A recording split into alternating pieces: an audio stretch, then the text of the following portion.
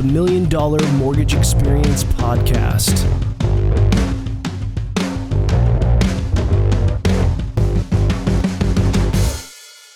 I'm usually sitting here, but we never had three people in here. So. Well, thanks for reworking it for us. Appreciate it. No, it's great. It'll be cool. It'll be fun. Nice. All right. Welcome to the podcast. Today we are with Chris and Cassidy. They're real estate agents based in North County, San Diego. They've built a strong following around their vlog-style YouTube channel where they produce videos about living in North County.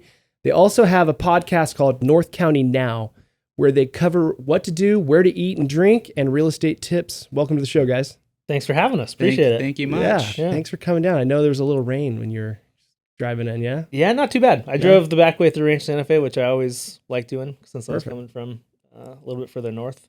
Awesome. Great. Yeah.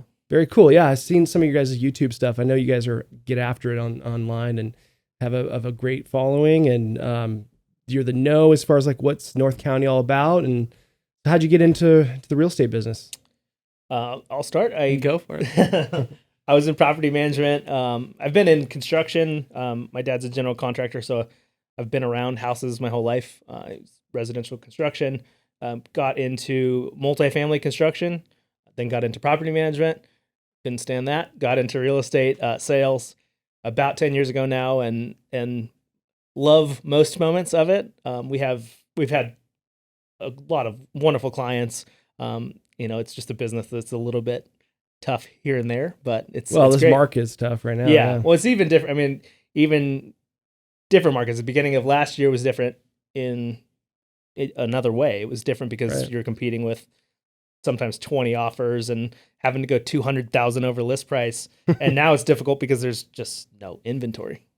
So there's just different things that we have to kind of work through. Sure. With every different changing market. I missed the first few years I was in real estate. It felt like it was always the same.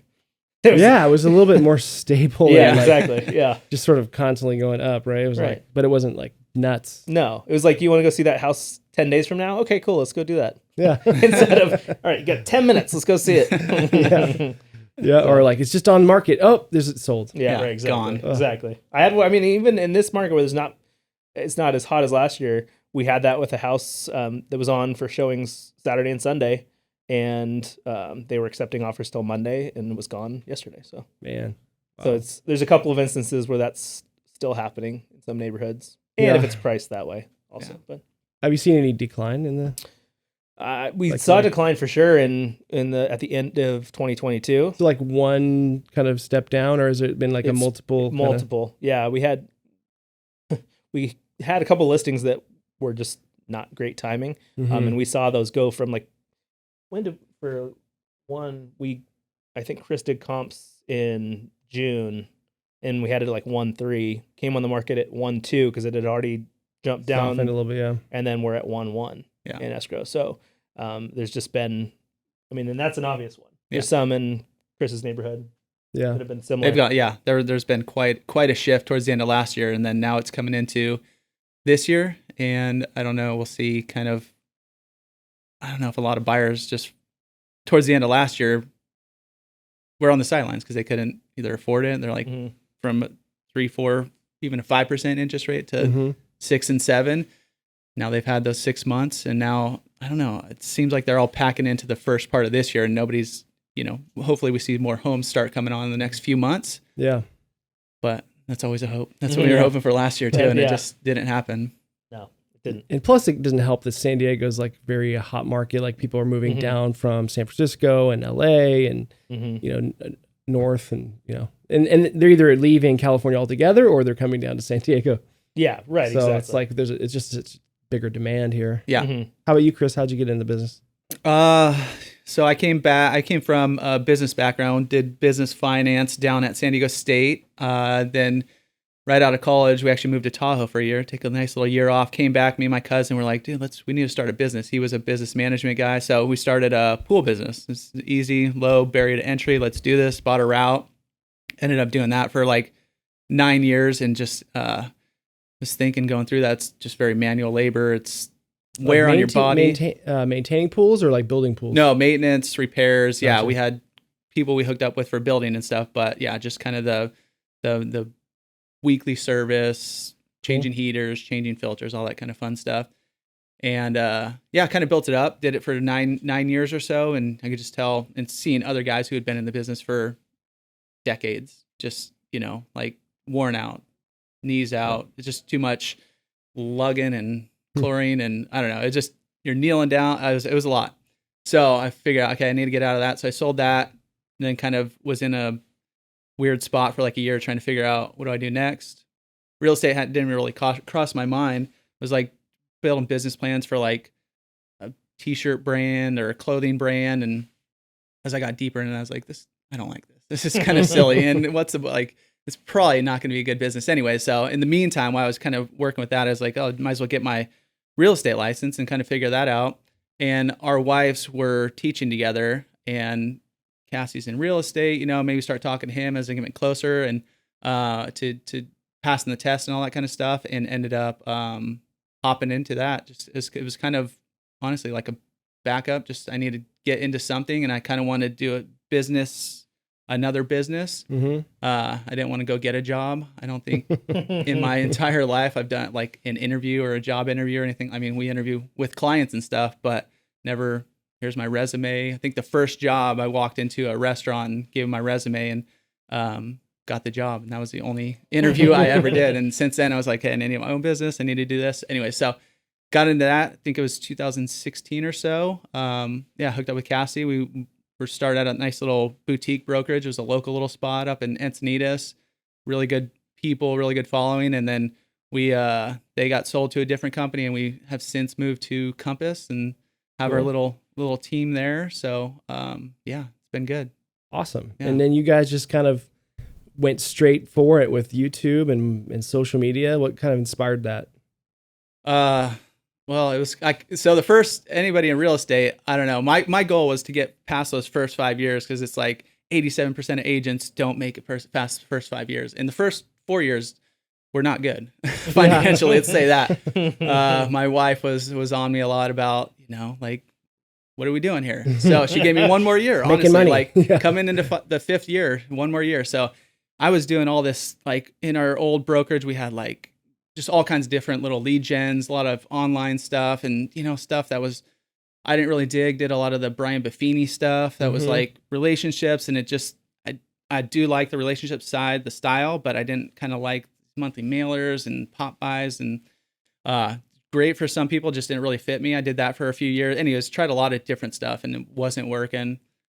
So coming in that fifth year, I was like, either I'm gonna have to go get a job or figure something out. So I started diving in, and we were making videos for kind of since we were started, but they were like, let's go make a video on, where Annie's Canyon is over in Solana Beach, like around the lagoon there. Making cool little videos like that, like local stuff, trying to figure out, let's do the Gary Vee style. So interviewed a few businesses and stuff.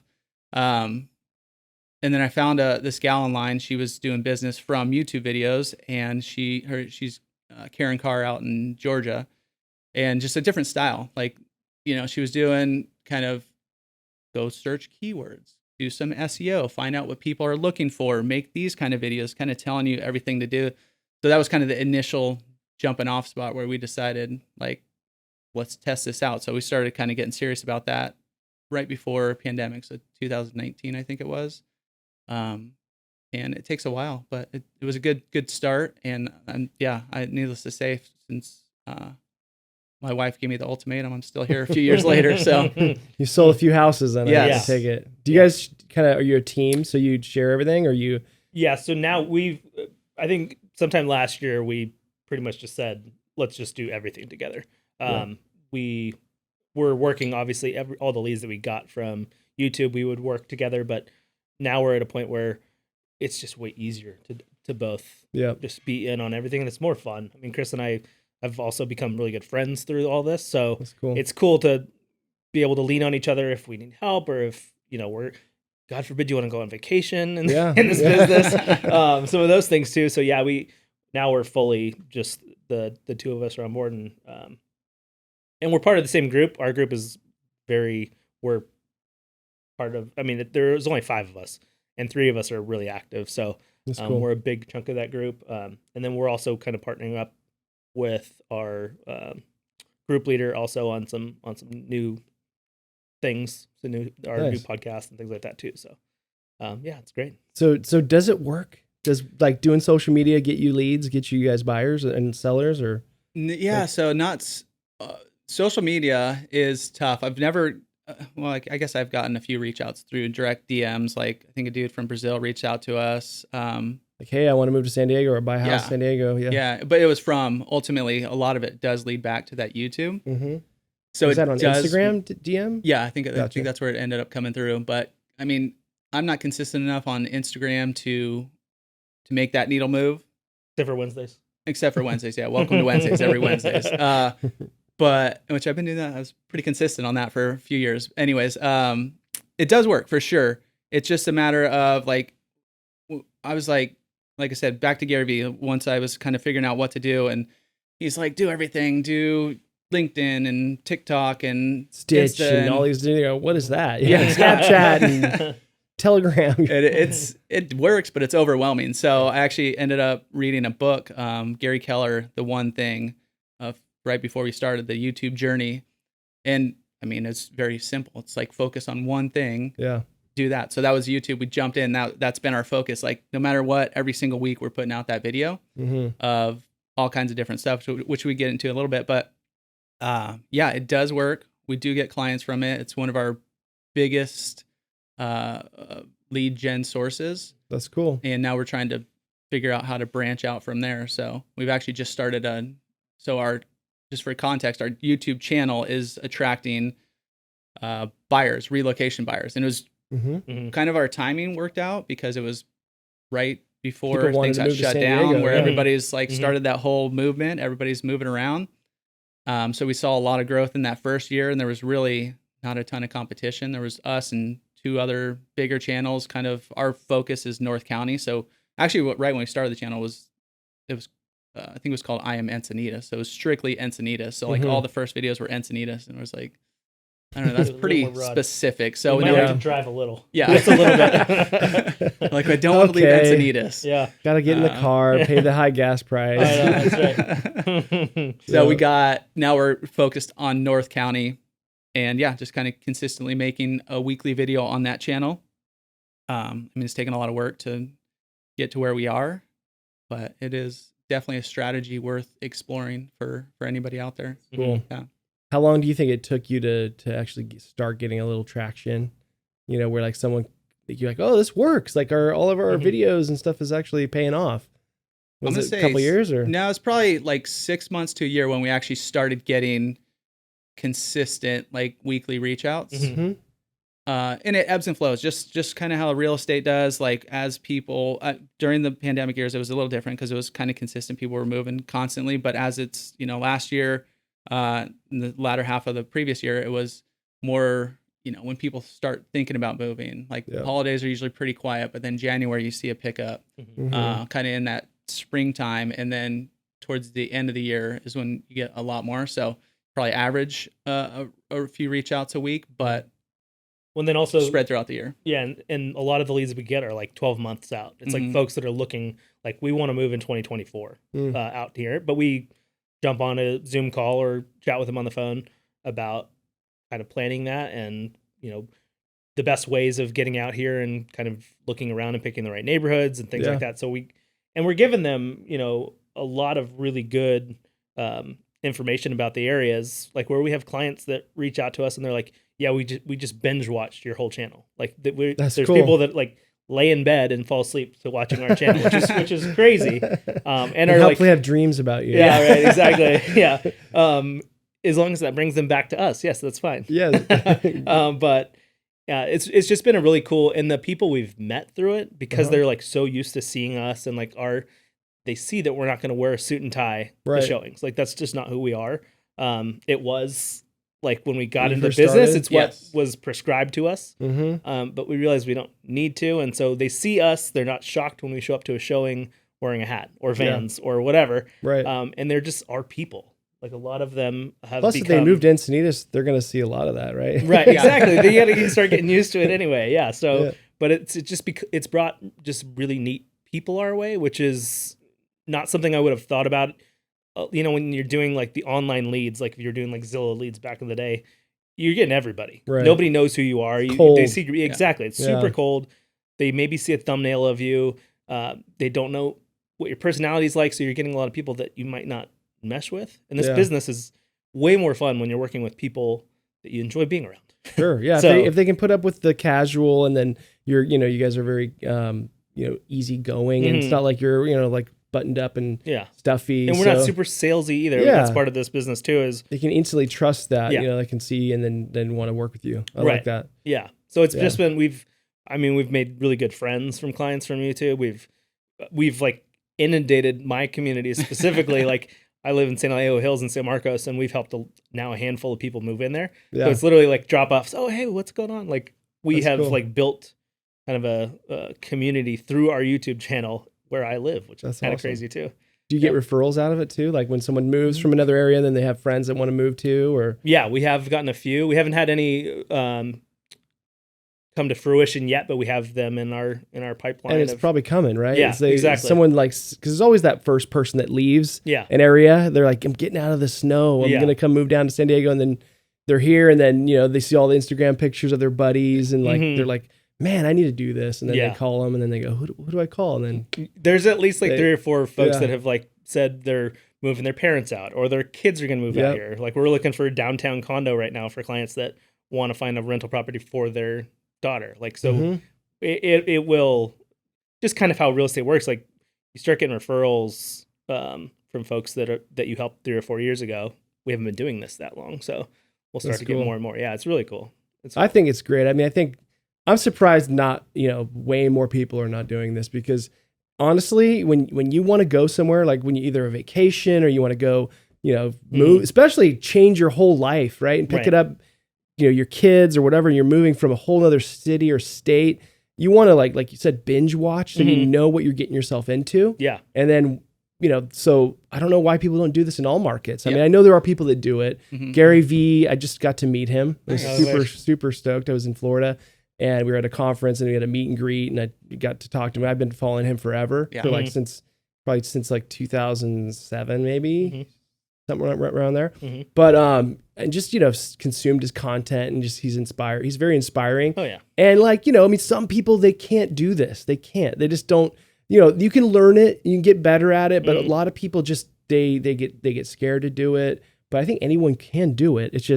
It's that kind of getting over that first hump of like making a video and just like stumbling a little bit, and just saying, okay, I'm gonna go for it and put it out there, and then someone's gonna definitely connect with you, because we're all different people, right? Like you're gonna have people that connect with you that maybe would connect better with someone else, or vice versa, and so just doing it is huge. And that's what Gary says: just do it. You just got to do it, or.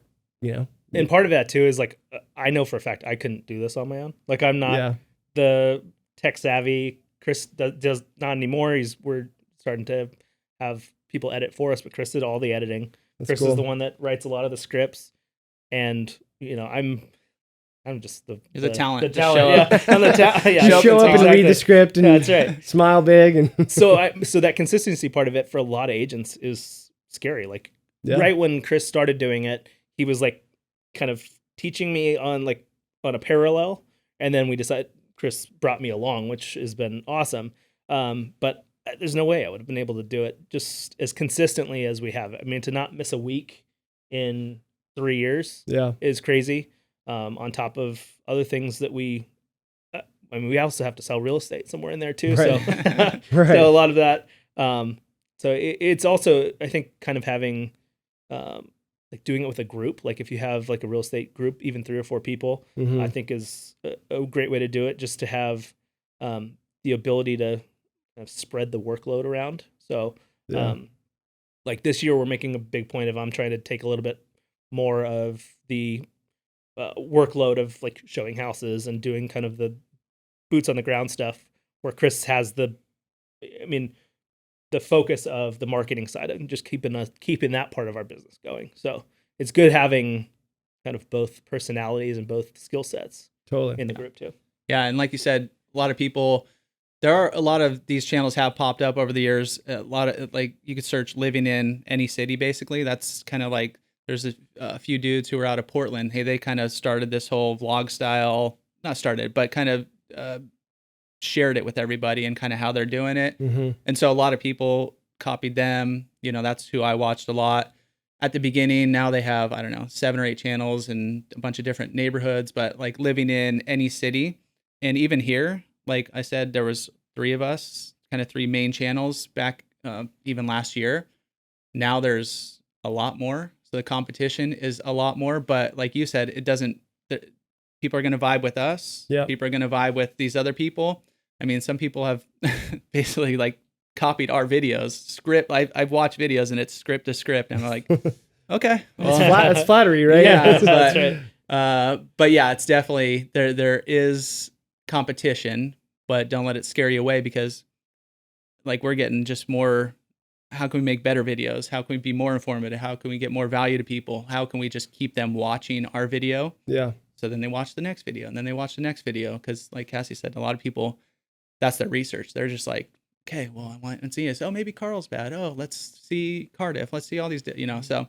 Do you guys ever do any like the top 5 reasons you shouldn't move to North County? I always think it's hilarious when Chris has that script. He doesn't like that. What are those reasons? You guys know? I don't even know. They change all the time. They're good because they're like, people are going to check them out. They're like, why don't, obviously it's San Diego, but like, and everybody, traffic. Oh, well, weather's too nice. Yeah, things like that. Most of the stuff's not too big of a deal, but it's just tell them a little bit different. If you hate sunsets, don't move here. That's right. Yeah. Yeah. If you hate people posting sunsets on Instagram, don't come here. That's just not. Yeah. And if you don't like Mexican food, there's a lot of that. Like, you don't want to be stuck in, tacos all the time. And right. Yeah. In-N-Out burger. Yeah. A lot of the ones that did work right in the beginning, which we don't do a ton of anymore just because there's so many of them, is like the pros and cons videos. So pros and cons of Carlsbad and San Marcos and different little areas. And those did get a lot of traction, but now we're kind of having to shift our content a little bit because there's, I don't know, 10 pros and cons videos now for every little city. So we're trying to find little niches within there that are kind of untapped. Yeah. And things change, right? Like the market, not just the market, but just like the demographics of the city, whether it's, there's a lot more restaurants in Oceanside now and a lot of cool, like, stuff by the pier, and there's just these new things. So it's like now we can talk about how cool Oceanside is, right? Like there's some, where like maybe, 10 years ago, I would never have been like, not even going to think about it. Right. Not going to drive, north to go to dinner. If I'm living in, Encinitas, I'm going to go to Del Mar or La Jolla or Encinitas. Yeah. Exactly. Maybe Carlsbad, but now it's like, man, there's all these really cool restaurants in Carlsbad. Really cool stuff. So I think if you update these top 10 things, that might be a cool way to do it, like 2023, Yeah. That's like one of our next ones is actually Oceanside, kind of what's coming new to Oceanside. Like, that's cool. Not restaurants too, but they're new neighborhoods. They're doing some more infrastructure stuff downtown. So how is Oceanside with Airbnb? Are they like cracking down on it, or are they pretty loose on it? Yeah, I think they're looser than like Carlsbad. Yeah, Carlsbad has the coastal zone. And I forget, I just looked it up, and I don't recall. I know it's always changing, but I always thought like if someone's going to do an Airbnb and they're going to search like in the San Diego area and they don't know San Diego, if they see the word Carlsbad and they see Oceanside, I know they're going to go, oh, let's stay in Oceanside. Yeah. Because Carlsbad doesn't sound good. No. It sounds bad. No. But like, and then you get, cheaper real estate, and you could really make a cute place. They have like a lot of cool, like modern mid-century stuff. But I don't know. I mean, there's a lot of neighborhoods too that, like you said, are affordable. Yeah. But pretty close to the ocean. Like even off the 76, there's some spots where you're only 10 minutes to the beach. Yeah. But most people don't kind of generally look in that area just because it's kind of out there. Right. Yeah, Oceanside's great. I mean, and I think the way downtown feels now is like the big part of why Oceanside is, flourishing right now, is because it's comfortable being down there, where 10 years ago it wasn't. Right. So you have a lot of tourism that's where people go to Oceanside and they're like, oh, I could actually see myself living here, rather than going and staying in Oceanside on vacation and being like, I don't ever need to come back here ever again. Right. So I think that's a big part of it too. And then they're kind of a little bit more central if they're going to go up to, Disneyland or whatever, LA, see Hollywood or. Not that we I'd tell wanna do people that. not to go to LA, but Yeah, come down from LA. Yeah, right, Come exactly. here. We got better stuff. Yeah. What has been some like your most popular videos you've done? Like, have some of them gone viral? So some of the Oceanside ones are honestly the top producers, top performers. As far as views, it's kind of hard to see. Like, we don't really ask them what video did you see, what video did you see when. So like when they reach out, like I said, they've watched all of them, a ton of them. Yeah. Yeah. And so it's kind of hard to pinpoint, but just as far as views, like some of the Oceanside ones or most affordable places to live in San Diego or get a house for, where's the top places for under $1 million? Yeah. Those seem to perform really well. Some of the bad ones, like five reasons not to move to San Diego kind of thing, those perform pretty well. Nothing viral, but you know, some of the Oceanside ones and some of our ones that we did 2 years ago have, you know, 10, 15,000 views, which is pretty solid for a small, you know, we don't have a huge YouTube channel. I think we're coming up on 2,000 subscribers right now. And it's all organic too. It's not. Yeah, we don't do any bots. paid. No. Yeah. No paid, just strictly, you know, targeting people who are moving here. That's cool. Yeah. Yeah. Then, So it sounds like it's working for you guys. I mean, and you know, at the end of the day, we've got enough agents that are the ones that dress in suits. And I mean, even though San Diego, it's hard to do that. Yeah. But, you know, you got a lot of, obviously, the soccer mom real estate agents, the ones that are part-time, but, you know, and they don't have the time to do what you guys are doing. So I think there's definitely an advantage if you are full in on real estate to do what you guys are doing and you're adding value, right? Yeah. And that's really what ultimately rises to the top, and the consistency, the amount of content you're making helps, right? That helps the algorithm, helps, you know, people find you, and then it suggests your next video, right? And all that. So I think that's, you guys are onto something cool. And it's kind of wild seeing, sometimes I'll look at the, you know, analytics, let's say Instagram, and, you know, like a story gets however many views and likes, and then a reel, you know, some might get a little more blown up right now, but those are all like just little tidbits. Whereas like our average watch time on a YouTube video is probably like 5 minutes or so. And that's like being in front of somebody for 5 minutes, which is crazy, you know. Plus The scalability of that's crazy. Yeah, and then they're gonna go, if they like us and like what we're saying and are interested, then they will get fed more videos, or they'll click on the next video. Just so the amount of interaction these videos have with potential clients is huge. And that's one of the things we're trying to figure out, is how now to target local sellers, which is a much bigger hurdle. Yeah. Buyers are doing their research. We've had clients who have reached out who are local and moving from Carmel Valley to North County. I mean, that is technically North County, but downtown to up here. But we have another channel now too that we're working on to target sellers, more of a like news style. So slow growth, but no reach outs yet. But we're coming up on that time where we're expecting something to come out. So we shall see. Have you guys seen anybody doing kind of what you're doing, but in the mortgage space? Not really. No, most of the mortgage stuff that I see is more informational stuff. Interest rates. Yeah. I have a buddy out in Arizona who I've told him, dude, you need to start a YouTube channel. It works. Yeah. Just do the informational stuff too, because people do want to see that if you build some credibility. But you could do exactly what we're doing. Right. Show neighborhoods, highlight neighborhoods, team up with a local agent, which the guys I was talking about in Portland, they have their lender on a lot. They book them for all the calls. So that's how we do it. They watch our stuff, they reach out, instead of back and forth, they're ready to talk. So let's hop on a Zoom call. They have their lender on to answer all those questions, and their lender is on the videos too. That's smart.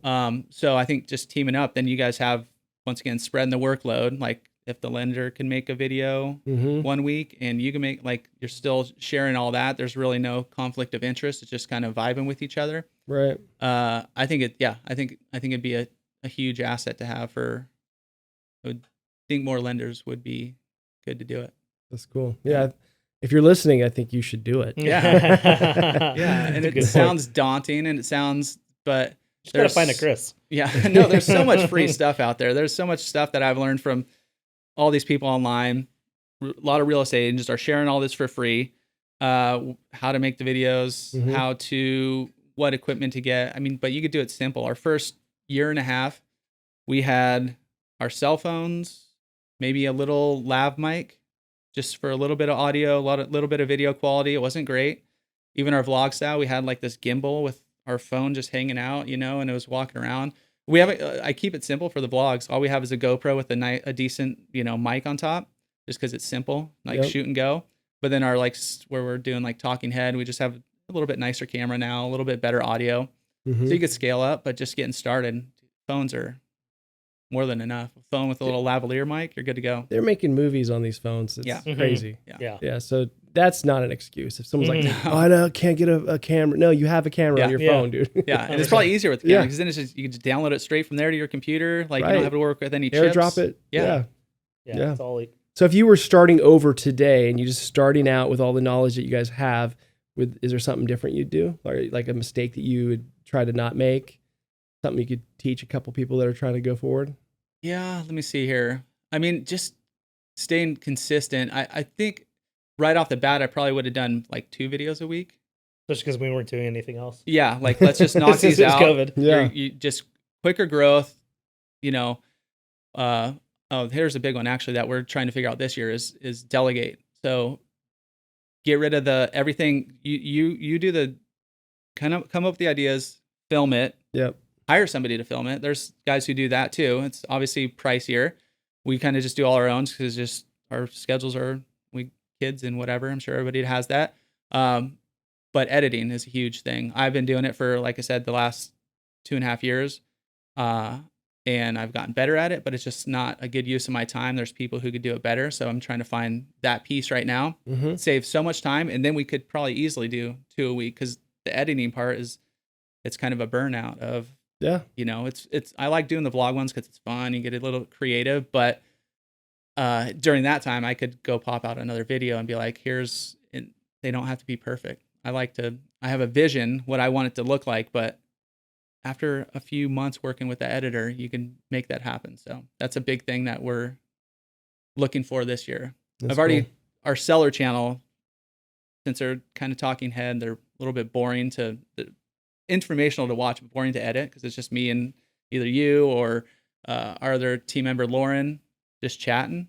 Not as kind of monotonous. So I shipped that off. So we're working with that editor to get that stuff done, but now bring it into our main channel. So did you find like editor on Fiverr or something, or what'd you guys use? So I use VidChops. It's just they sell packages, so it's fairly inexpensive. You get 4 videos a month, which we put out 1 on that other channel, and it's like $325 a month, which isn't bad. You could scale that up too, and it takes a few weeks to kind of get to know. Like I've had the same editor for the past 3 or 4 months.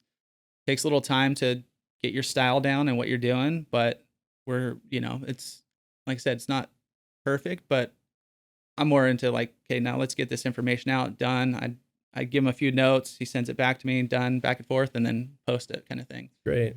Now that, the internet, obviously you can farm out to other countries where they're, minimum wage. I mean, their wage is good for where they are, right? It's like, and they can speak English. So there's no excuse to not do it. Right. I mean, it's affordable. And if you get one, listing or buyer, you're going to pay for it times 10, so.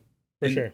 Yeah. 2 other things. You can also get Fiverr. I found one I'm going to reach out to him like $80 per video, which is not bad. He lives somewhere in the US. I don't know exactly where, but it's the one I have. I think he's Philippines or somewhere over there, and fine. But some of the, just little edits and stuff here and there. But as far as like the local stuff, I kind of want it someone somewhat local, maybe knows something about our local real estate or just easier to communicate. So that's what we'll find out there. One other thing that I would do is repurpose our content more because we're making these 8 to 10 to we made 20, 25-minute videos and there's so much content we can get out of there, but it's so time consuming to go through and put it into a different format. So I could post on Instagram or Facebook.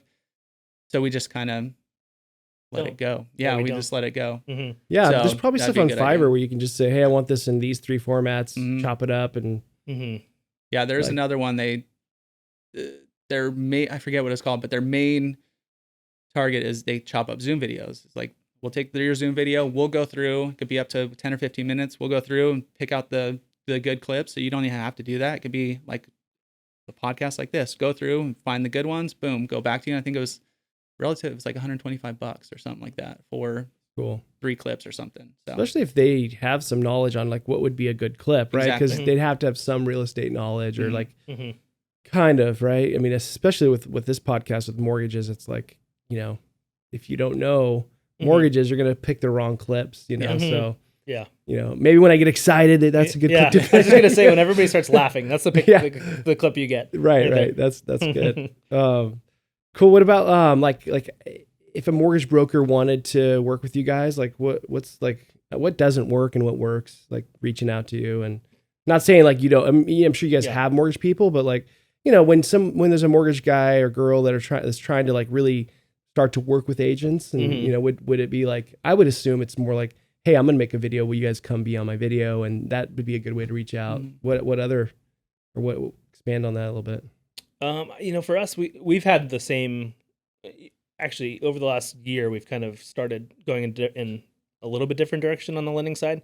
We had the same one person that's been in the business forever that we worked with back in our Seacoast, the first brokers we were with days. And we've just kind of found that having a few people kind of readily available for us, some of the important things are like, are you available on a Sunday to send us a letter? Are you going to be very quick to respond to our clients? Are you going to be available for just informational meetings a year in advance? Because like I said, a lot of our leads are that way. And so, you know, just having the tools, like we've been working with a newer lender. He's not newer to us.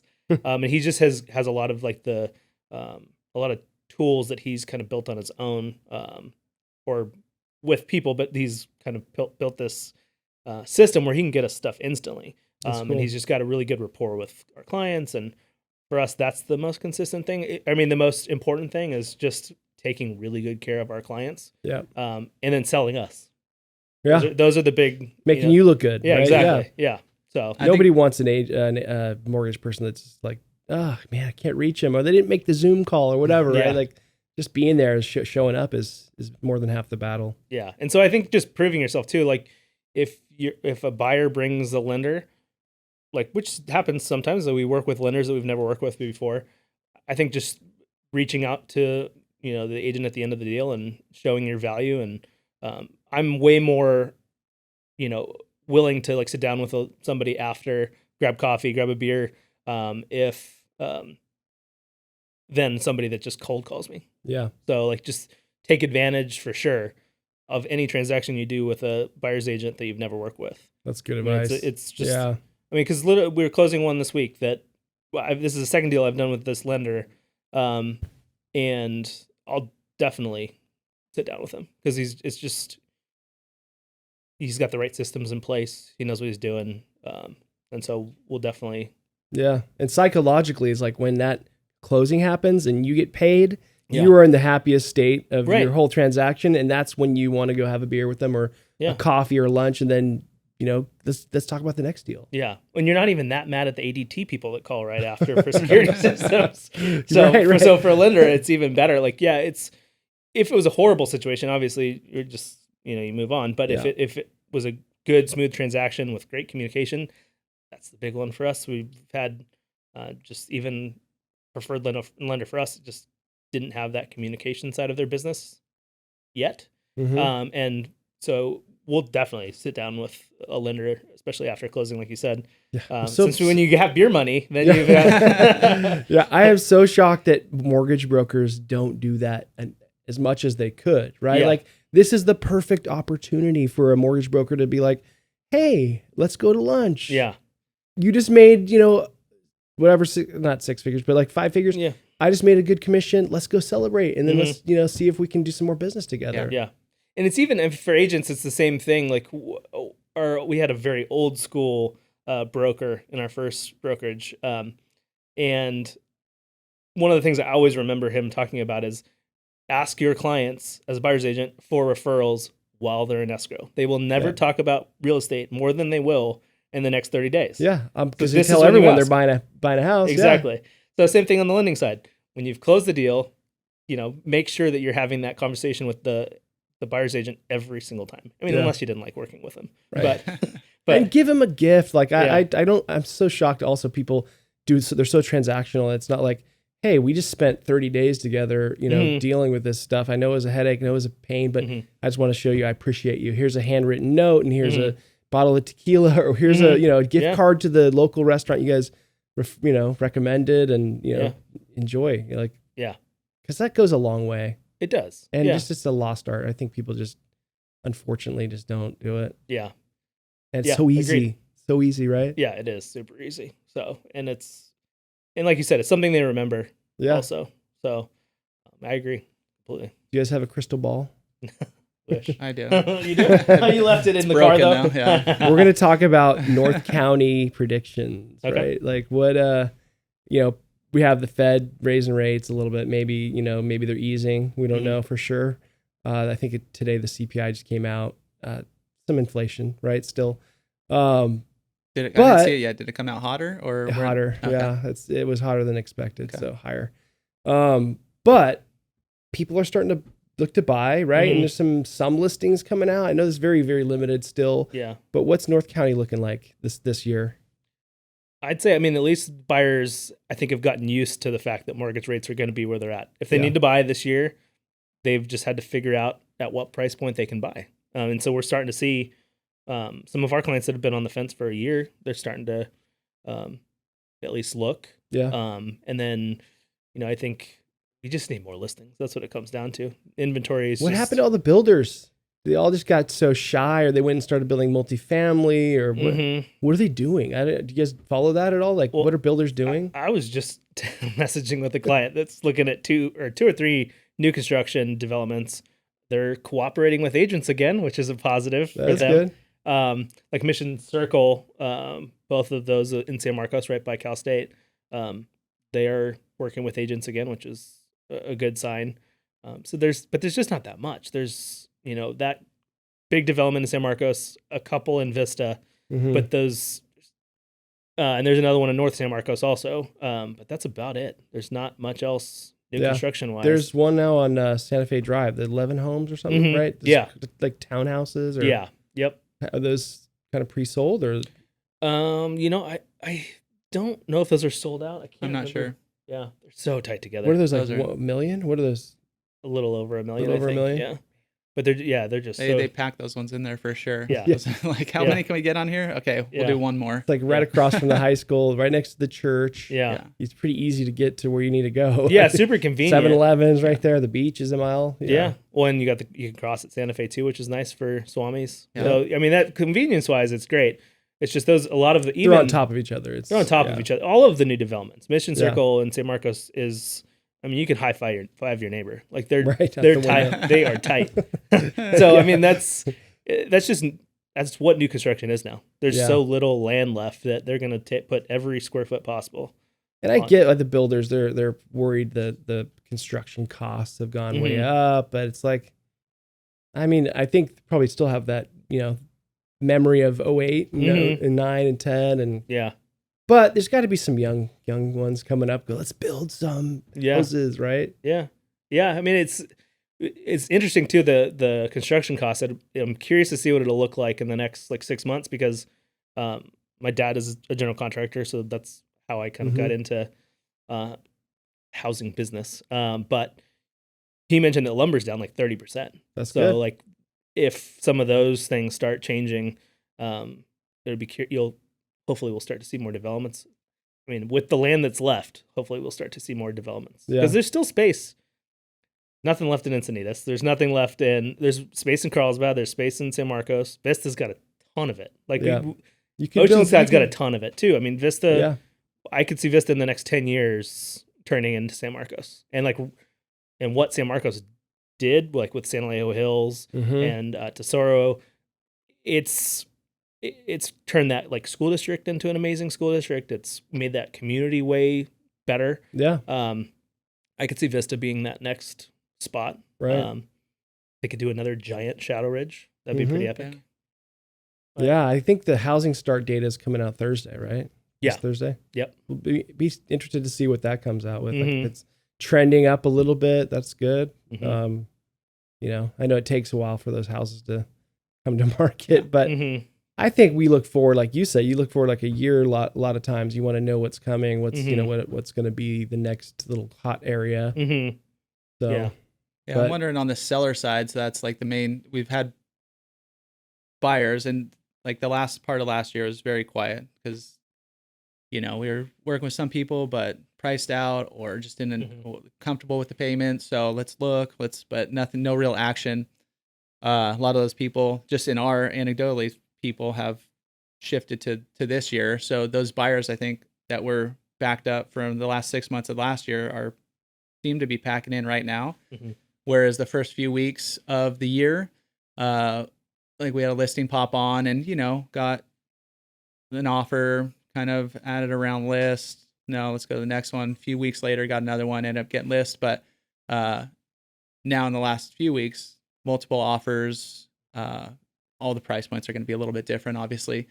But it seems like the competition level has jumped significantly where it was, yeah, we could go see this, take some time, relax. Now, like the one you just had was see it Saturday, Sunday, offers in Monday. So hopefully that doesn't continue just for sanity purposes, because agreed. it's, it's just tough on everybody. Even sellers who are getting like 15, 20 offers, it's stressful on them. Like, what do I like pick? a balanced market would be great. Yeah, agreed. Yeah. Well, is it still? Do you think there's still a good amount of out of towners moving in, or relocations, or is it more people moving within kind of San Diego County? That's a hard question for us because we get a lot of out of area people.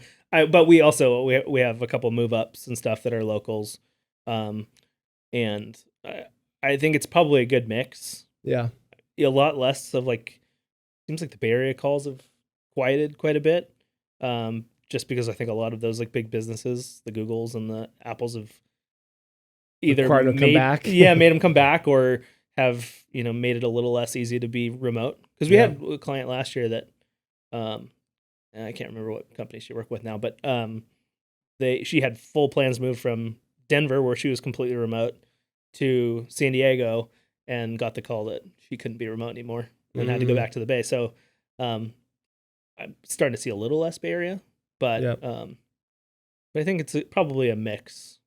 Yeah. So, but I think the California, push to go south has slowed a bit. Yeah. Or I wonder what about foreigners? We haven't had a ton of, at least for us, we haven't had people from out of country. Yeah. Right. There's like one here and there, here and there we have, but we haven't had a ton. Yeah.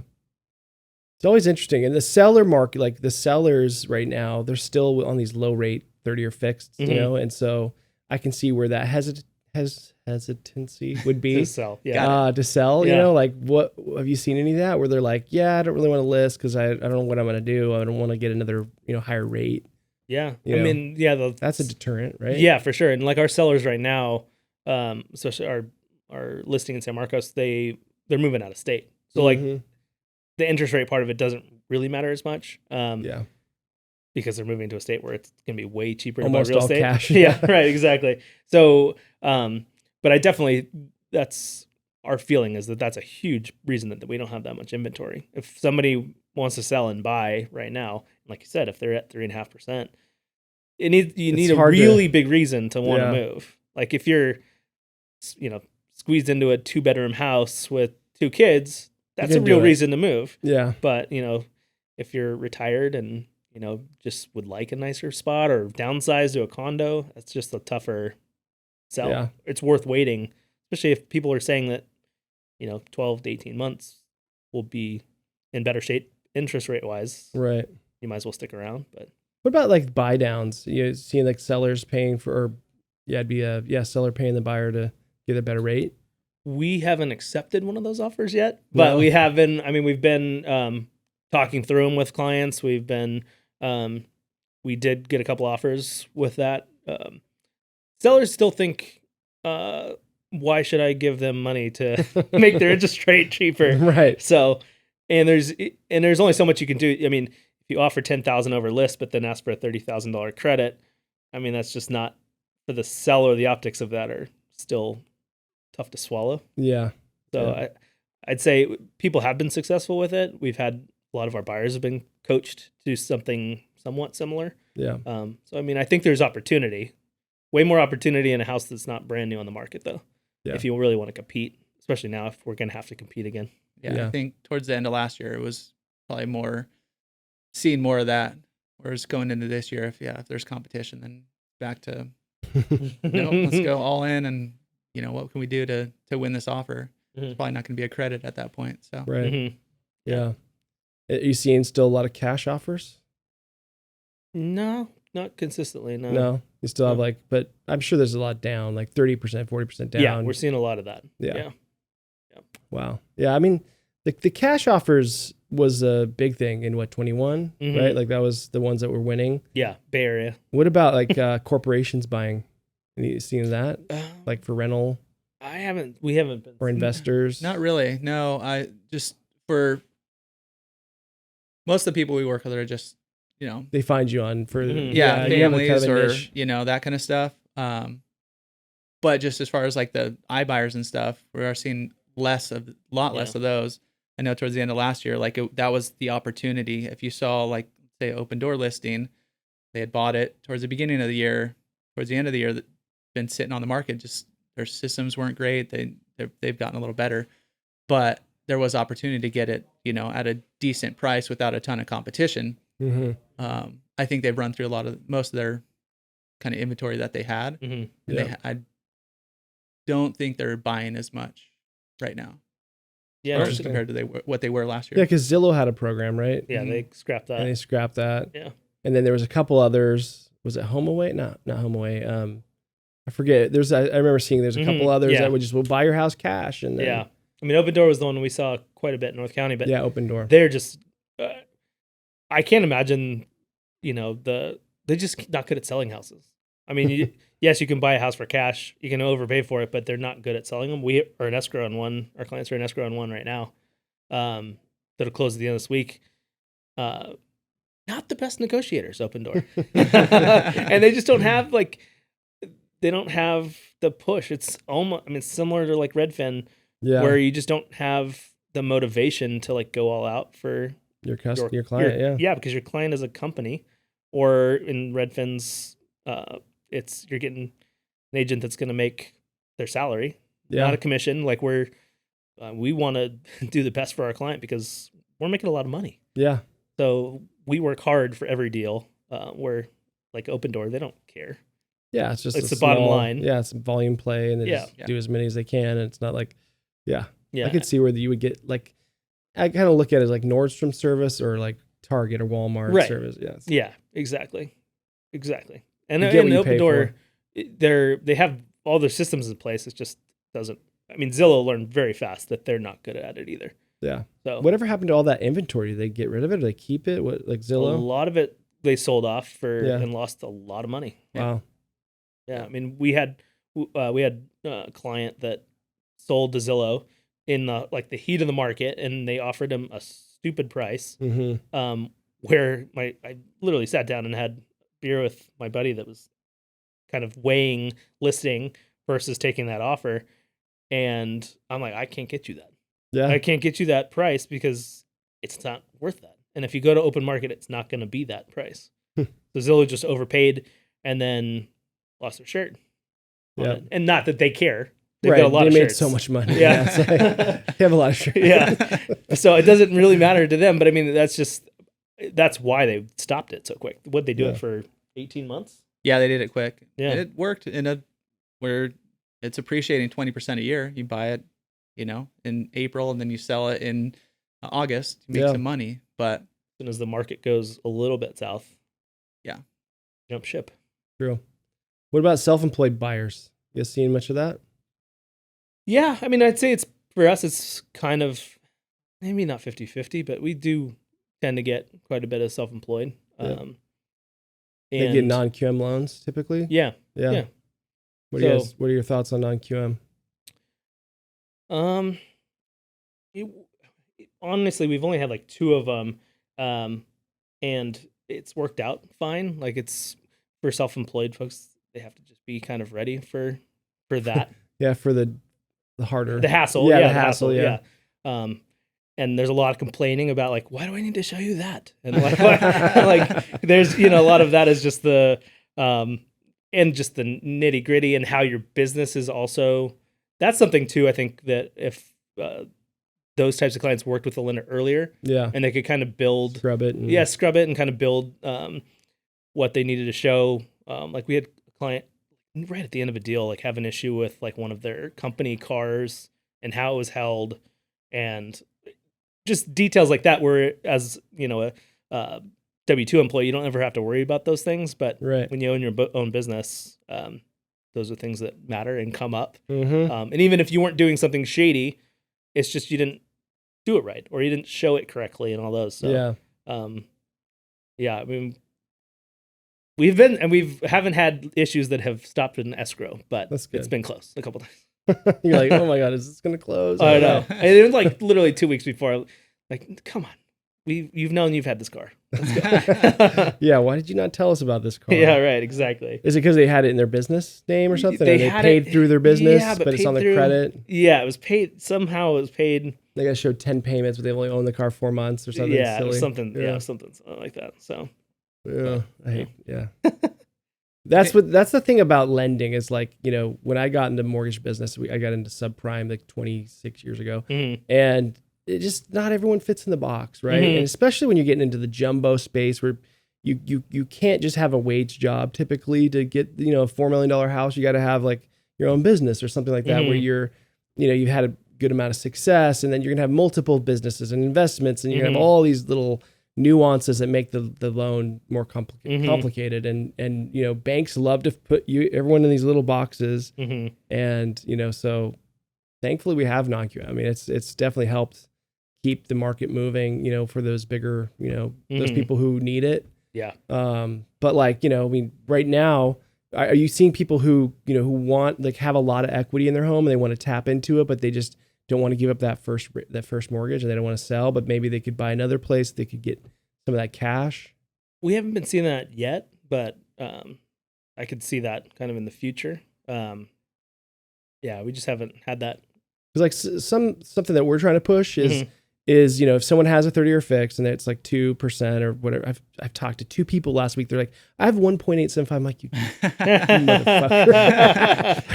Mine's higher than that, but I own a mortgage company, but I'm self-employed. So, but my point is that, like, they don't want to ever give that up, and so but they have like a 50 LTV or even lower. They have like a $4 million house and a $1.5 million loan. You're like, if you're sitting on all this equity, you could go buy another investment property. You could put it into a second home, an Airbnb. Why don't you do a second? And, self-employed people can't really get a HELOC from a bank unless they do their taxes, like pay all, so they have ways that they can do that. But a lot of people can't. And so I'm just trying to tell brokers, look, you could really be a huge, bring a huge amount of advantage to a real estate agent if you were able to bring a buyer that could tap into that equity. And so you get a loan for the second, and then you get a loan for the next purchase. And then you make agents stoked because they're like, oh, you just brought me a buyer. Amazing. This is amazing. Who's this guy? I want to have beer with him. Yeah, right. Exactly. So, I mean,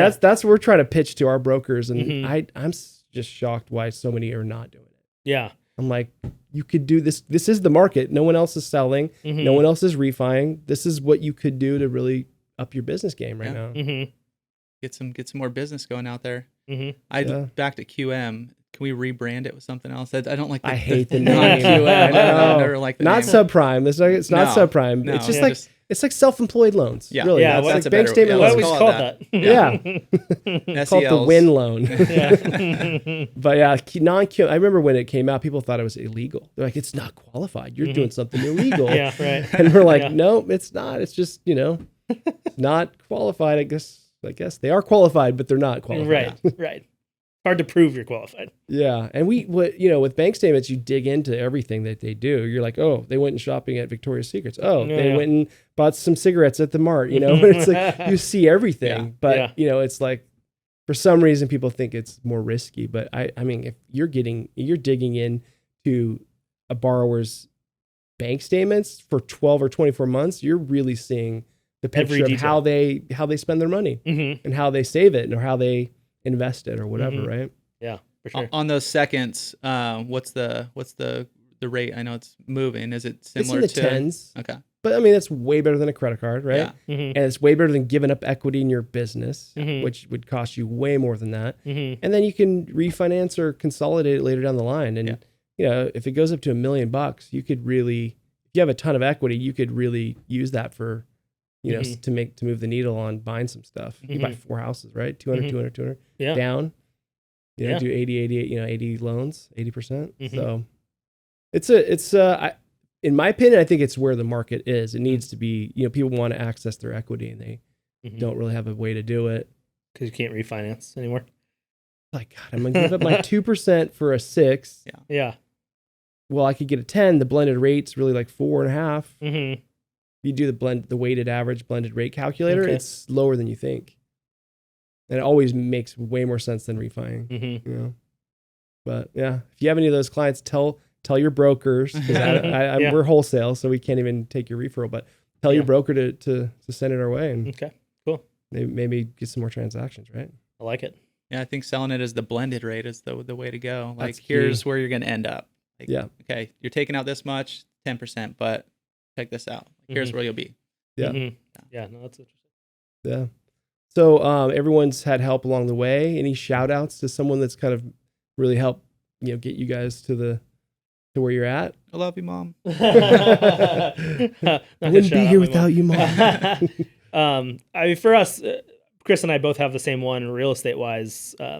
Mike Evans, who's no longer with us, but was a huge just jumping off point. He gave us both of our first start. Was all right. Hey, you interviewed there. It was kind of.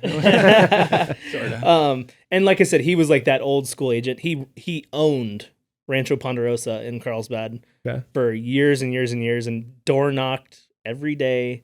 Wow. And everybody, he's like Old the school. mayor of Rancho Ponderosa. And he just had that old school mentality, but he was a heck of a salesman. Wow. And so we learned a lot from him in the time that we got to be with him. And then Lauren Sanders, who is our group leader now, has been an amazing partner, coach, always there if we have questions, and is why we moved over to Compass. He brought us all over. I was actually already interviewing to go over on my own, and we sat and had coffee because I was going to ask him his opinion, and he's like, "So you don't go over to Compass with me?" I'm like, "Yep, as long as you bring Chris with too."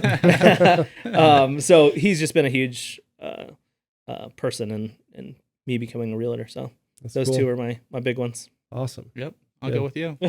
Same goes for me, double. And Compass has been good. They, I know they have a lot of technology. I mean, they just came out of nowhere. It was like poof. Yeah. And everyone's like, "Oh, I'm now at Compass." Yeah. And now it's like everybody's at Real. Like we just had an agent. I haven't even heard of Real. Is this like a new Compass kind of thing? Like no, it's like a EXP Junior. It's like the new EXP kind of business model. The pyramid scheme-ish real estate company. If you bring a couple agents, you get their cut of theirs. Yeah. Got it. Wow. So, but Compass has been great. Like you said, the technology is awesome. The more we actually use it, the more we realize that it is very strong and very good. That's cool. And our clients really like it too. I guess that's the most important thing is like we use their search tools and stuff now, and our clients dig it, and the app's great, and it's not quite Redfin. That's what they're trying to be, but with agents that know what they're doing. So yeah, we're happy where we're at. Our office is epic. We're right down, across from Beer Garden and Encinitas. Can't really beat that. So. It's dangerous. Yeah, dangerous, but we're not there that often. You in that the Compass spot right there? Encinitas, cool. right off. Nice. What street is that? G? F, I think. Yeah. Good. Yeah, you know it better. Awesome. So, so they can find you there if they're listening and they want to find you guys. What else, like what's your websites and different things? I'm pretty much just Instagram. I'm not that active, but at Cassidy Lewis RE. Listen to our podcast, North County Now. We talk about a lot of just goofy stuff around town and sports and beer and a tiny little bit of real estate. Little touch, little skosh. skosh. A little skosh real estate. That's cool. It's fun. Sounds like it's fun. I've watched it. It looks fun. We have a blast, and it's that we're coming up on, I think 200. 200 is next week. Nice. So that's been another thing we've just done really consistently. And we kind of always joke that it's like the conversation Chris and I would have like on a Tuesday after the weekend anyway, because we're just talking about like what we got into. And Cool. so yeah, it's great. I think those are the only. Yeah, listen to the podcast. I'm on Instagram at I am Chris Erickson. Come say what's up.